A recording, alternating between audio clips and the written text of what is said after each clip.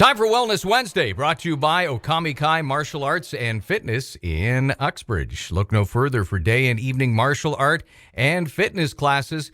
You can get all the information that you need on their website, okamikai.com. That's OKAMIKAI.com. Karate. That's the way I like to say it. It is 8:14 here, and it is time for Wellness Wednesday.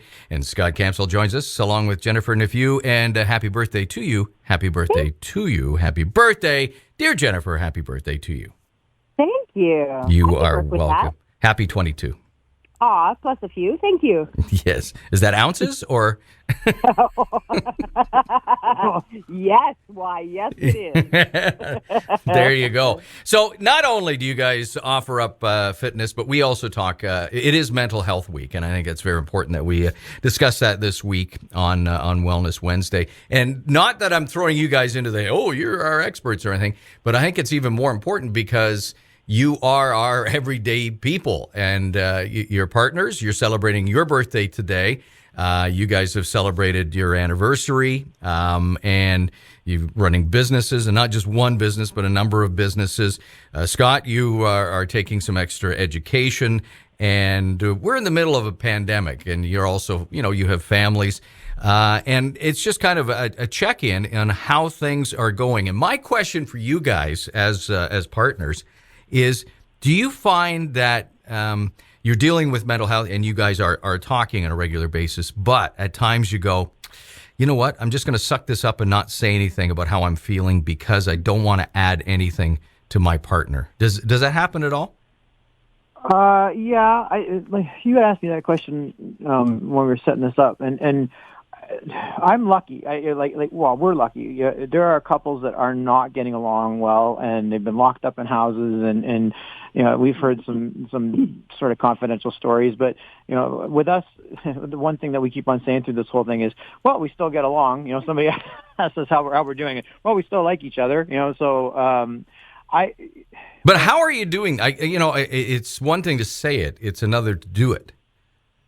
Well, I think everybody's sort of feeling this one. There's a lot of stress, and actually, that's what helps me get through it. Is there's time, but technically, we are doing online classes. But whenever the restrictions get lifted, our student enrollment is up. We have a waiting list now of people that want to do karate, and so to us, there's this point of it's like having a sports car in the garage. We just want to take it out and drive it, and we can't. And so there's a lot of anxiety that way.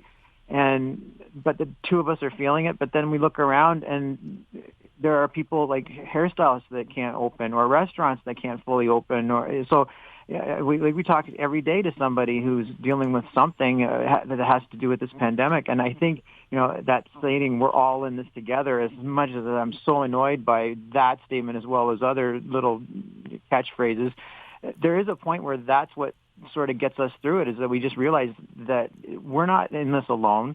And if there's going to be restrictions being lifted, it's going to be because the grand populace has worked together, and everybody, like were you saying, am I keeping secrets? Not with Jennifer, I don't think.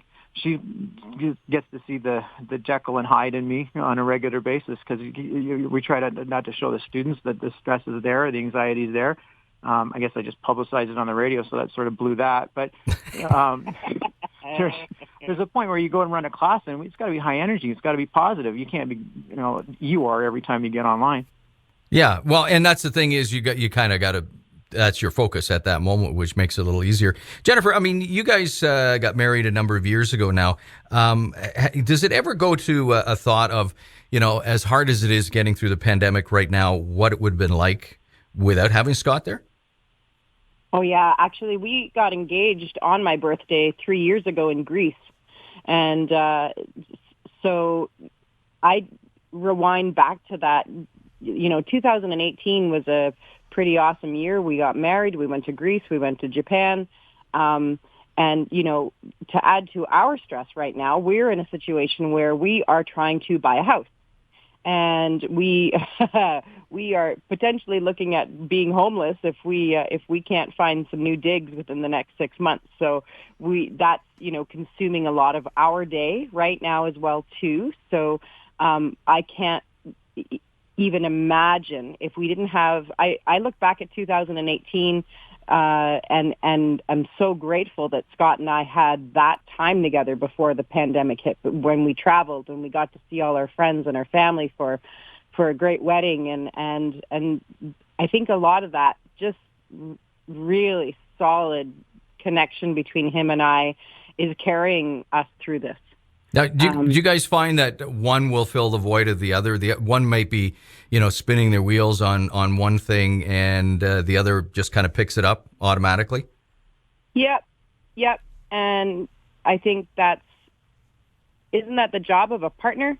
Right. So attentiveness is vital during these times. Your original question was, do you sometimes hold things back so that we don't share, stresses on to other things? Yeah, I think we have. And there have been things that we've just have come to the light recently where we're realizing, no, we have to be really honest about this or that, because if we're not going to get further ahead with whatever goal it is. So that kind of stuff, and sometimes it feels difficult and it feels kind of brutal to be exposed with our weaknesses, and but we should keep trying the best we can and keep supporting each other and know what's worth holding back and I guess what's not. But I throw it back to you. Like, you get on the air and you're happy and you're cheery on the air, but you and I've had conversations where the pandemic hits both of us, and we've had our pity parties, and like, how do you manage? How do you get through it? How do you turn that game face on? Well, and I think what it is, and I used that word focus earlier on, where you're focused. You have a job to do at that moment. And in your case, you guys are looking for a house, so that's pretty intensive, and you're worried about it. I think it's those moments, the down moments where it's actually quiet, that might be the most frightening. And I don't know what it's like for you guys. You might not even have those quiet moments. So, oh, we do. Yeah, we do. And one of the things I think that's really good about our relationship is we sounds silly, but when we have those quiet moments and we can tumble, often we just go together. Right. Where we know that this is our downtime, and we're struggling, and we're just going to kind of accept it and be together through it. Right. You're right. I think that's one of the hardest things for us in this whole mess of the quarantine and lockdown and all this. Is I remember a couple of years ago where we had a weekend where we weren't doing anything. We weren't teaching any. Jennifer wasn't performing anywhere. And we just looked at each other. Well, isn't this nice that we were able to stay home? All I can say, Dan, is be careful what you wish for. Because every weekend seems to be the same thing now. Yeah. And then hour number 2 of that. This is great. It's hour 2 now. Oh, look, it's hour 3 now. But I that's answering your question again. I think it's those quiet times, and that is something I miss, is as having somebody to bounce some stuff off of. However, in saying that, it's picking up a phone, as I did last weekend, and got in contact with my best friend, and I said, hey, how are you? I said, good. I'm literally just doing a check-in. I want to do this maybe once a week, but more often than I've been doing, and just, how are you? If you're good, not, whatever, talk about it, and make that connection, because for many people, we've lost those connections. Yeah, we've had lots of phone calls like that where we just kind of pick up the phone and check in on some friends, and we did a lot more of that at the beginning, and I think we got to rev ourselves back up to do that again. But I think we've both gotten to the point too of just being honest with people. So when people say, "How are you?" Not good. Yeah. And it's okay to be not good, because the more, if you can find me somebody who's like thrilled and awesome and doing really well, I would be surprised. I'd be very surprised to find that person. So I think if we can all accept the fact that not good is an okay answer, then I think maybe even that honesty is going to help the people around you. So it's working through that not good. Right. And not just groveling through it or, getting stuck in the mire with that kind of misery, but understanding that you're not good, but how do we move through it? Right. Well, getting back to the truth thing. So how old are you? I'm 47 today. You did. You went. Hey, good for you. I'm okay. I was with joking. that. I was joking. Oh, that's okay. I've always said 22 plus a few, but now my oldest daughter is older than I am. So it doesn't work anymore. Yeah, it gets a little strange after a while. Yeah. Well, listen, I'm glad you guys had a chance to talk to everyone out there. I'm sorry, Scott, that you gave away some of your secrets, but I think it is so important that we all continue to talk. And you nailed it, Jennifer. Is that at the beginning we were doing this, Yeah. but it's been so long now. I mean, this will be your second birthday during a pandemic. And we forget about what we did to get through the early part because we're not quite there yet. We're getting closer, but we're not quite there yet. I just had the story a short time ago that the sale of pants is now exceeding the sale of track pants. So, maybe we've made the turn. Well, I think... Oh, like real pants or Real pants that people have to go in the office. Yep. Oh, okay. Well, that's a good turning point. Sign. That's a good sign. How about underwear? Because apparently that's not essential. Well, yeah, I don't. Yeah, hopefully people remember that when they get back into an office placement. But I think you're right. Like when we used to call them COVID harassment calls, like we were calling our friends like that we haven't seen, and part of it was just I miss these people. I want to go and check in. But there was another part, and I think why we backed down was it was the same conversation. So what's new? Oh, nothing. Yeah, and so eventually you just sort of shy away from it because you just know that everybody's going to have the same story. But I think you're right. I think that, if we're going to pick a theme from the whole thing is let's check in. And because I know. You and I have had conversations where I go away and I just feel better just because of the fact we talk. Yeah, and well, it's kind of a venting sometimes, but sometimes out of the venting comes a thought, and it's like, oh, I never thought of it that way. And I found that in talking to you. I was like, okay, yeah, put things in a box, deal with that, and then it's not quite as overwhelming. And I think that's where we're at. We're at that overwhelming stage right now where so much has happened over the last year and we're still not there.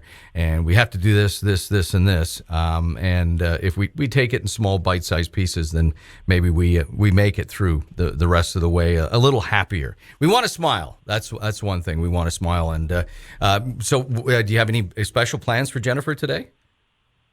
Yeah. Do you have any special plans for Jennifer? Not today? to put you on, Brett. Under the bus, Dan. Yeah. Well, and so we talked. Yeah, that was really nice. See, there you go. I just, we're going to throw this into action. Just see. So how do they handle it anyway? They say they talk. Let's see how that goes. Let's do it on the air live. Yeah. No, they were a good couple until they went on the air, and now that's the end of them. Wellness Wednesday has now been canceled. Not so Wellness Wednesday next week. Yes.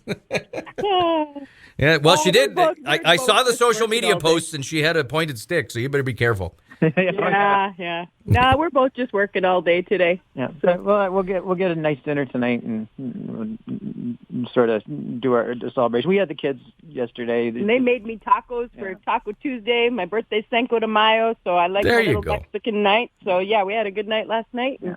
Well, dinner tonight. We wish you the happiest of birthdays. I know it's pandemic birthday number 2, but things will indeed get better. We want to thank you guys for just having the conversation, and maybe we've helped somebody out there today. That'd be great if we did. I think that would make my birthday really happy if this was able to help somebody else. Well, you got us laughing today, so you helped us. Well, that's good. That's good. I'm glad to hear that. We'll check in with you guys again next Wednesday. Thanks, Dan. Thanks, Dan. Take care. Bye-bye. That is Jennifer Neveu and Scott Campsall from Okamikai. Wait for it. Karate.